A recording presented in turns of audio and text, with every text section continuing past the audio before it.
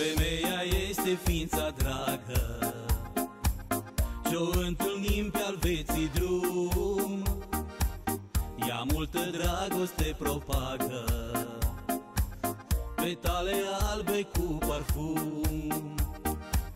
Femeile de multe feluri și caracterul diferit, în viață au și multe țeluri, puternice s-a dovedit. Femeia-i soarele pe lume, că ea dă viață pe pământ. S-o respectăm, așa e bine, este izvorul nostru sfânt. Toate florile din lume femeilor le dăruim. Femeia-i steaua fără nume și merită să o iubim.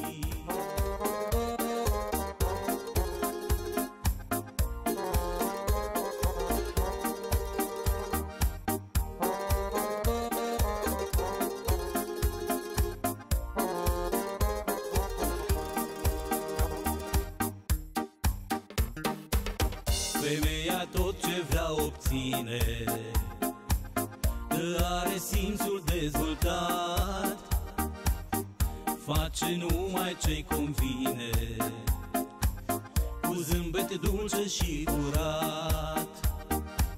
Femeia care este mamă, copiilor s-a devotat, o viață întreagă iar înseamă, din suflet nu i-a mai lăsat. Femeia-i soarele pe lume, că ea dă viață pe pământ. S-o respectăm, așa e bine, este izvorul nostru sfânt. Toate florile din lume femeilor le dăruim. Femeia-i steaua fără nume și merită să o iubim.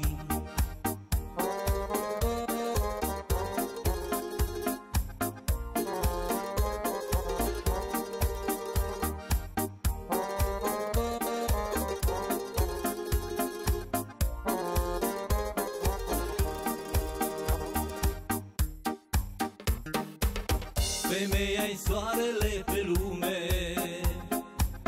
că ea dă viață pe pământ. S-o respectăm, așa e bine, este izvorul nostru sfânt. Toate florile din lume femeilor le dăruim.